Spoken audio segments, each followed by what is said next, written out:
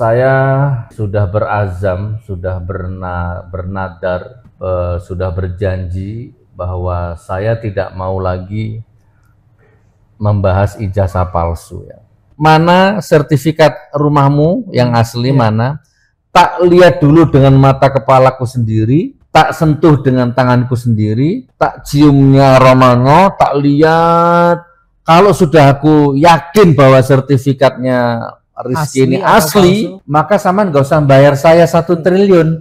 Gratis saya akan ngomong ke dunia, saya akan ngomong ke media, saya akan ngomong ke semua orang bahwa memang sertifikat rumahnya Rizky ini asli. Dan saya siap mati demi itu bila perlu. Ujaran kebencian itu luar biasa sekarang. Ini kan ada isu ijazah palsu. Ini kan tugasnya Polhukam. Ijazah palsu itu sudah lama dijawab oleh pengadilan, sudah dijawab oleh UGM, dan terbuka. Kenapa saya harus jawab? Itu kan jawabannya sudah jelas, cuma karena Anda tidak percaya, sebelum Anda terpenuhi, selalu menggugat. Padahal sudah dijawab, sudah diselesaikan oleh pengadilan. Selesai pengadilan sudah, masih gugat lagi. Sekarang berproses lagi pengadilan. Perlu apa juga saya menjawab? Jawabannya di pengadilan, semuanya boleh bicara di situ. Hakim menilai. Gus Nur kalau minta maaf sekarang besok bebas, dan saya nggak mau minta maaf, ya kecuali terbukti bersalah. Minta maaf itu gampang, jangankan minta maaf, cium kakimu saya mau. Yang penting buktikan kalau saya salah. Sugi Nur Raharja dan Bambang Trimulyono, 2 orang terdakwa dalam kasus ujaran kebencian terkait tuduhan ijazah palsu terhadap Presiden Joko Widodo, divonis 6 tahun penjara oleh Majelis Hakim Pengadilan Negeri Surakarta, Jawa Tengah, Selasa 18 April 2023. Jadi kalau ada orang-orang yang mendukung, bahkan sampai beradu argumen, bahkan beradu fisik di TV ataupun di luar TV, ya asli, tapi saman belum lihat sendiri, tapi saman berantem sama sesama anak negeri, berantem sesama orang muslim, itu di hadapan Allah berat azabnya, hisabnya berat. Hutan karena El Nino sekarang ini, lalu yang banyak itu hoax. Ujaran kebencian itu luar biasa sekarang. Ini kan ada isu ijazah palsu. Ini kan tugasnya Polhukam. Ijazah palsu itu sudah lama dijawab oleh pengadilan, sudah dijawab oleh UGM, dan terbuka. Kenapa saya harus jawab? Itu kan jawabannya sudah jelas, cuma karena Anda tidak percaya, sebelum Anda terpenuhi, selalu menggugat. Padahal sudah dijawab, sudah diselesaikan oleh pengadilan. Selesai pengadilan sudah, masih gugat lagi. Sekarang berproses lagi pengadilan. Perlu apa juga saya menjawab? Jawabannya di pengadilan. Semuanya boleh bicara di situ. Hakim menilai. Laknatullah, kamu mati mengenaskan kamu, turunanmu kamu nanti. Demi Allah.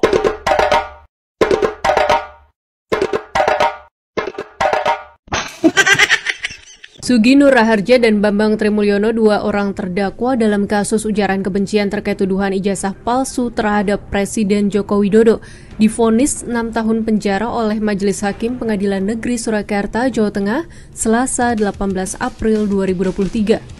Vonis ini lebih ringan dari tuntutan Jaksa Penuntut Umum JPU yang menuntut keduanya 10 tahun penjara. Keduanya dinyatakan bersalah menyebarkan berita bohong soal ijazah Presiden Joko Widodo secara bersama-sama yang berujung keonaran. Jadi mubalah itu hakikatnya saya juga mencari kebenaran gitu, ijazahnya Pak Jokowi itu asli atau palsu. Yang kedua, Mas Bambang Tri itu jujur apa bohong. Nggak lebih dari itu. Nggak ada niat menodai agama, itu nggak ada. Ya Allah, kalau yang saya ucapkan selama ini, kalau yang saya tulis selama ini, ternyata fitnah. Kembali ke netizen nih, kalau Anda jadi posisi saya nih, saya dapat bebas bersyarat. Ini aturanmu Gus, kamu nggak boleh gini oleh Bapas ya, oleh Bapas ya. Nanti kalau Gus Nur melanggar ini, Gus Nur dijemput lagi, nanti ditangkap lagi. Terus tiba-tiba saya mau melanggar itu, umpama ini, nggak tahu dengan alasan patriotisme atau alasan jihad atau apapun alasan saya, Allahu Akbar, wow, tiba-tiba saya tangkap lagi. Itu kira-kira kalau menurut saya itu konyol. Bukan berani, itu konyol namanya. Jadi ini bukan soal melempem, bukan soal singa jadi kucing, tapi ini soal konyol ya. Ini soal realistis, ini soal akal sehat. Gitu. Sejauh ya kalau Al-Quran oke. Kalau Al-Quran nyuruh saya ke barat walaupun penjara taruhannya. Kalau Al-Quran melarang saya ke timur, saya nggak ke timur. Jadi kalau memang Pak Bambang Tri ini salah, kan berarti mulia namanya Pak Jokowi nanti akhirnya. Ya, walaupun dari sisi politik saya tetap tidak akan memaafkan, Pak.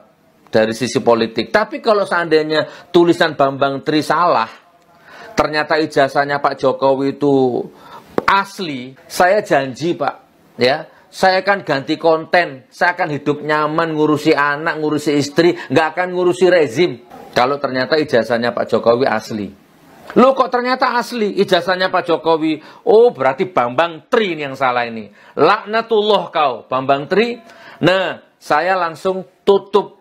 Saya nggak akan ngomong rezim terserah. Kita lebih percaya pada Nur Subdi yang mempertanyakan ijazah presiden. Percaya pada Bambang Tri yang bertanya tentang ijazah presiden. Kita tidak percaya dengan KPU yang isinya para profesor, para doktor yang memverifikasi ijazah presiden. Ini jenenge wong mingsle itu. Ayo coba. Kita ini kadang mingsle kepala kita. Memilih satu pemimpin dibiayai oleh negara untuk memilih orang terbaik. Begitu orang itu terpilih, kita lebih mempercayai orang yang tidak ada yang milih. Para pemenang kita tidak percaya, tapi percaya pada orang-orang kalah. Ini kadang kepala kita kebalik-balik di situ. Konyol kita itu. Di posisi ini tugas saya sudah selesai. Tugas saya hanya membantu doa. Yang yakin seperti Bang Rismon, Dr. Tifa, Pak Rizal Fadila, dan Ibu Kurnia ya. Dan yang lain-lain terus berjuang. Bismillah. Luruskan niat. Dan memang tadi beberapa waktu sebelum menerima tamu, kami wartawan memang sempat diajak Jokowi untuk melihat langsung ijazah mulai dari SD, SMP, dan SMA, dan yang terakhir juga ijazah dari Fakultas Kehutanan UGM. Namun kami tidak diperkenankan untuk mengambil gambar. Jokowi Dodo hanya menunjukkan tentang ijazah-ijazah yang dimilikinya. Dan jadi saya bukan pendapat lagi, bukan saya ke Pak Jaksa Penuntut Umum aja. Selama ini saya takdim sama beliau, tapi hari ini saya tahu karakter aslinya sekarang. Jadi Pak Jaksa, Pak Aprianto, kalau sampean bisa membuktikan mendatangkan ijazah aslinya, versi benarnya, 7 hari 7 malam saya minta maaf di media dan tak cium kakinya sampean. Assalamualaikum warahmatullahi wabarakatuh. Waalaikumsalam. Tolong.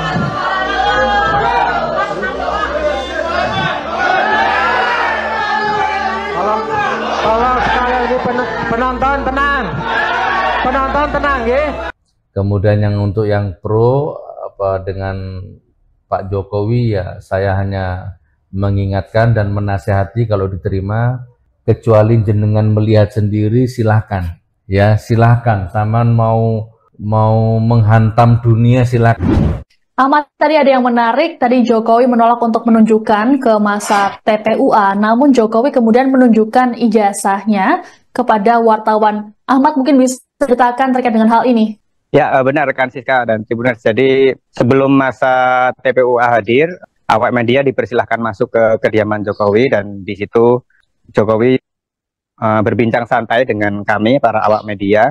Kemudian di situ juga menunjukkan ijazah dari SD, SMP, SMA, dan bahkan hingga di perguruan tinggi semua ditunjukkan, dan semua dalam kondisi yang sangat baik dan terawat.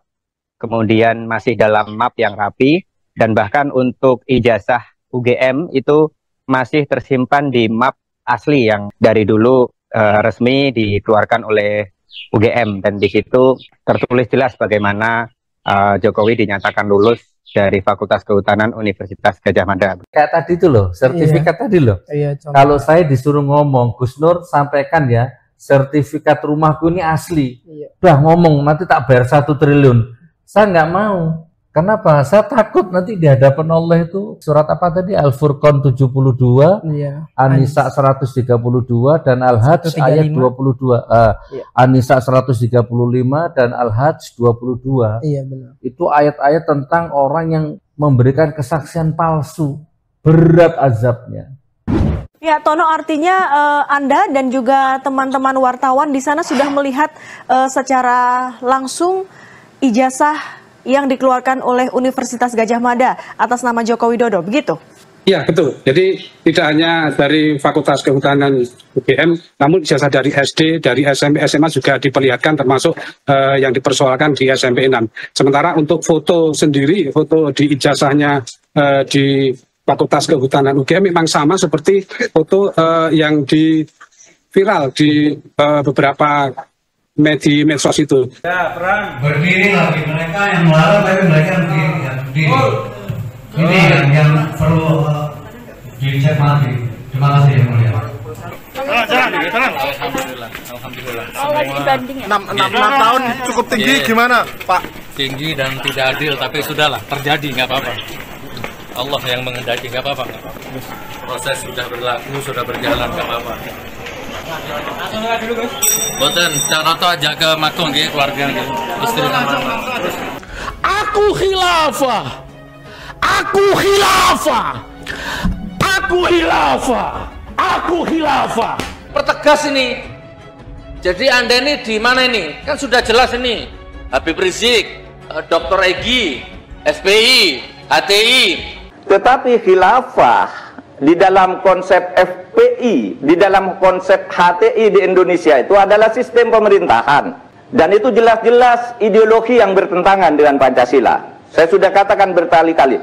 Kalau khilafah sebagai sebutan terhadap pemimpin, itu tidak apa-apa. Tetapi khilafah sebagai gerakan ideologi untuk mengganti sebuah sistem yang sudah disepakati, yang bernama negara Pancasila itu, jelas-jelas itu adalah gerakan terlarang. Jadi saya nggak berani, nak. Tapi kalau memang nak rezeki ini sertifikat rumahmu asli, ndak usah bayar, gratis tak ngomong saya. Ya, bila perlu bacok-bacokan saya berani, wis nggak apa-apa, mati saya nggak mati konyol kan gitu ya. Karena saya mempertahankan kebenaran kan gitu ya. Terakhir terkait dengan tadi Jokowi sempat memperlihatkan ijazah kepada wartawan, apakah tadi rekan-rekan wartawan juga diperbolehkan ambil gambarnya? Ya, sebagaimana prosedur tetap yang dari dulu sudah diberlakukan di kediaman mantan Presiden Jokowi, itu setiap siapapun yang masuk ke kediaman itu handphone tidak boleh dibawa masuk, jadi harus dikumpulkan. Itu berlaku untuk semua tamu, bahkan siapapun yang selama ini mengantri meminta foto itu semua harus mengumpulkan seperti tas, foto seperti tas, kemudian handphone, jaket dan lain sebagainya. Itu memang sebagai prosedur tetap di kediaman mantan Presiden Jokowi, termasuk ketika wartawan masuk ke situ juga melalui prosedur yang sama. Jadi di situ tidak diperkenankan membawa handphone ataupun alat perekaman, dan di situ juga tidak diperkenankan merekam, kecuali ada arahan untuk bisa direkam aktivitas di dalam tersebut. Gitu kan. Khilafah itu buatan siapa? Allah. Ada nggak yang berani jawab bukan buatan Allah, ini hadiahnya? Yang terjadi di depan sana.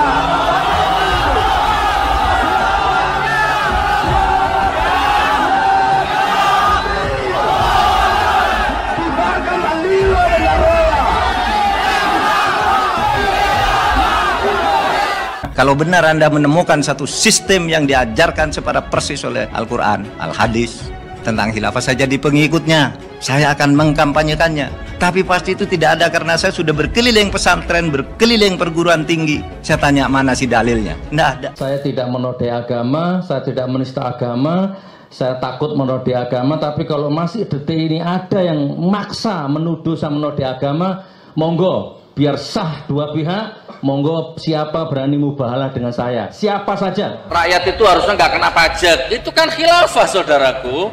Kita ini khalifah, pegangan kita khilafah. Takbir.